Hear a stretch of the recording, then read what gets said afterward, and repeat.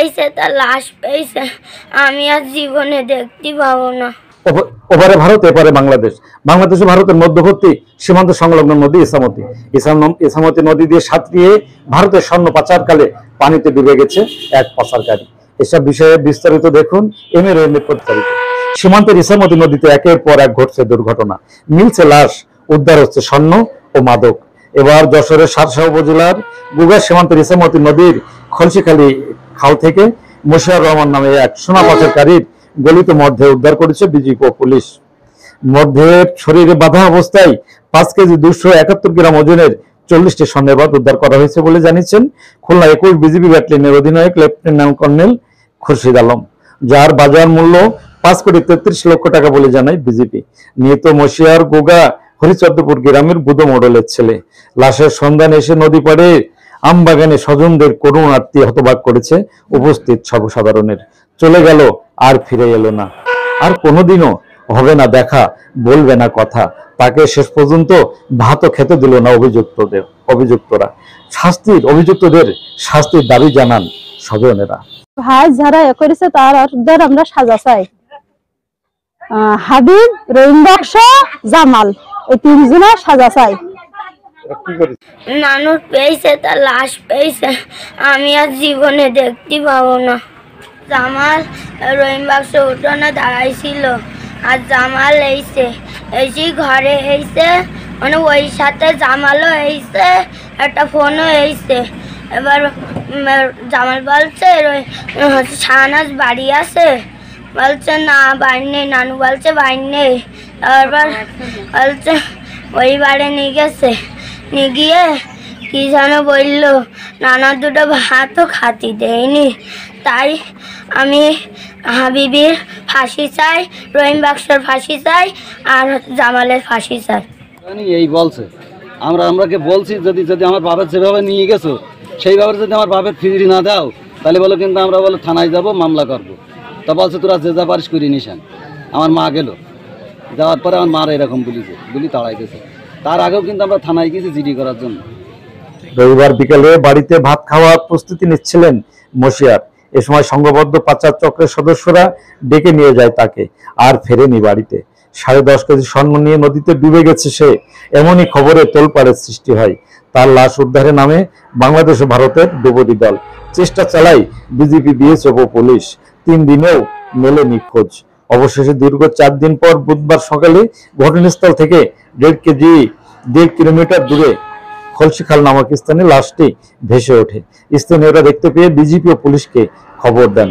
দুপুরে বিজিবি সদস্যরা লাশটি উদ্ধার করে শাসা থানা পুলিশের কাছে হস্তান্তর করেছেন। উদ্ধারকৃত স্বর্ণ যশোর ট্রেজারিতে জমা দেওয়া হবে বলে জানান ওসি মনিরুজ্জামান। লাশটি যশোর মর্গে প্রেরণ করা হবে। পোস্টমর্টম রিপোর্টের পরেই জানা যাবে প্রকৃত ঘটনা উদ্ঘাটনে পুলিশ ও যশোর ডিবি চেষ্টা অব্যাহত রেখেছে বলে জানান শাসা থানার ওসি মনিরুজ্জামান।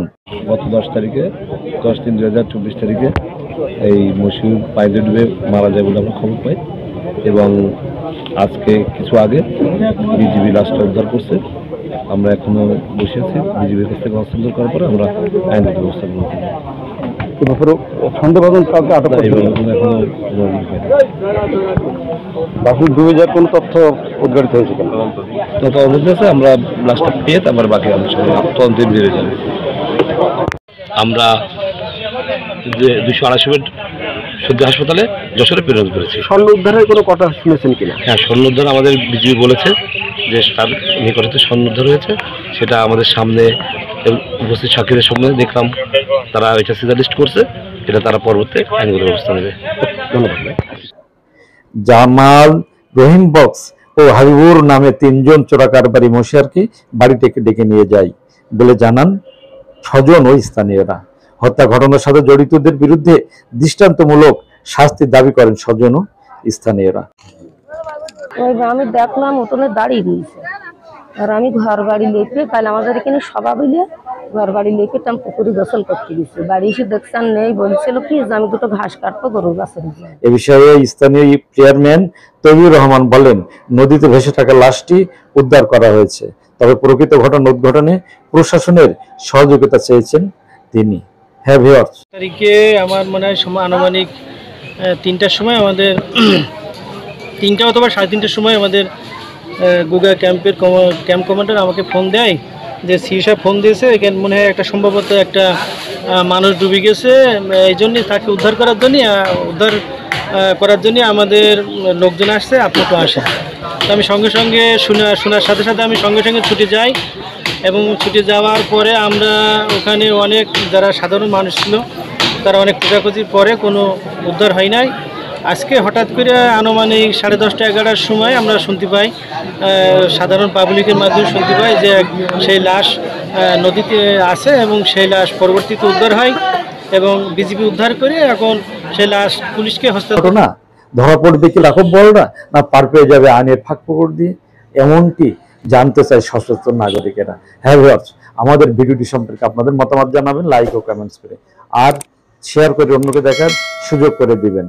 আর আমাদের চ্যানেলটিতে যদি নতুন হয়ে থাকেন এখনই করে নিন সাবস্ক্রাইব, কারণ সাবস্ক্রাইব করা থাকলে সবার আগে পেয়ে যাবেন আপডেট ও নিত্য নতুন খবর। প্রকৃত ঘটনা উদ্ঘাটিত হোক, সাজা পাক দোষীরা, এমনটি দাবি আমাদেরও।